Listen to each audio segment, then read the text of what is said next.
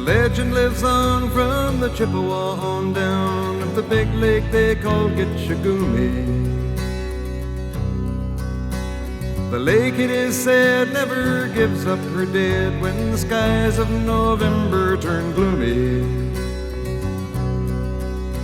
With a load of iron ore, 26,000 tons more than the Edmund Fitzgerald weighed empty.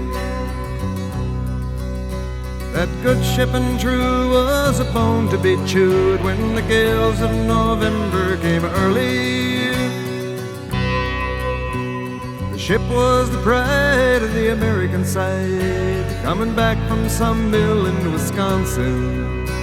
As the big freighters go, it was bigger than most, with a crew and good captain well seasoned, concluding some terms with a couple of steel firms when they left fully loaded for Cleveland.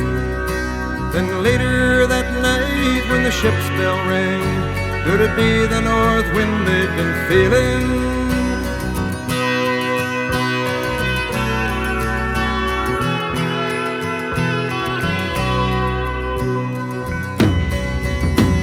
The wind in the wires made a tattletale sound, and the wave broke over the railing.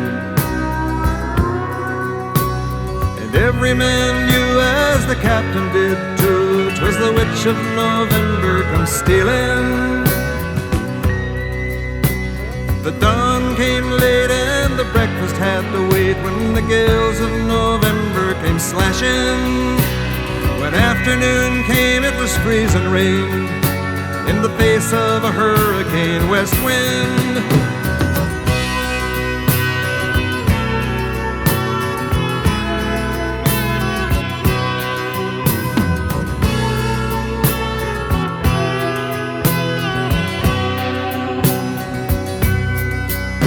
When supper time came, the old cook came on deck saying, "Fellas, it's too rough to feed you." At 7 p.m. a main hatchway caved in. He said, "Fellas, it's been good to know you." The captain wired in, he had water coming in, and the good ship and crew was in peril. And later that night when his lights went out of sight, came the wreck of the Edmund Fitzgerald.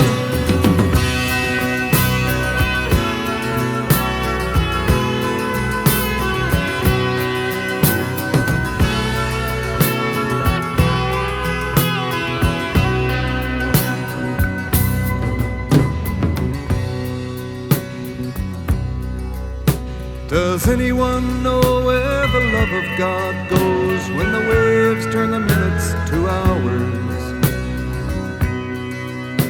The searchers all say they'd have made Whitefish Bay if they'd put 15 more miles behind her.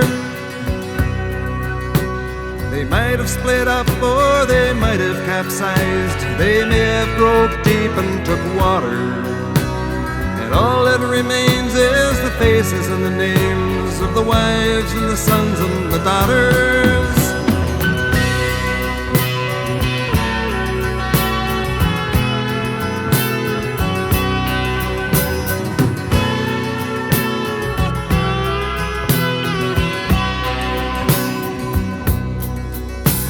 Lake Huron rolls, Superior sings in the rooms of her ice-water mansion.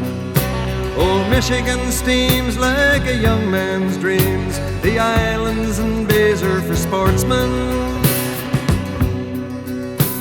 And farther below, Lake Ontario takes in what Lake Erie can send her. And the iron boats go, as the mariners all know, with the gales of November remembered.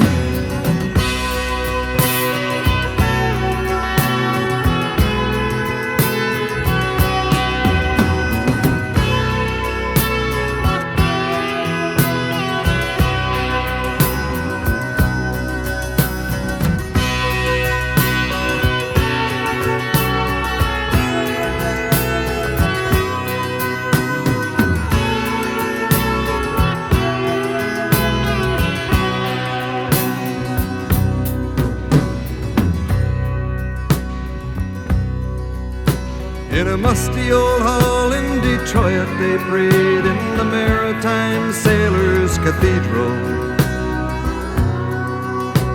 The church bell chimed till it rang 29 times for each man on the Edmund Fitzgerald. The legend lives on from the Chippewa on down of the big lake they call Gitchagumi. Superior, they said, never gives up her dead when the gales of November come early.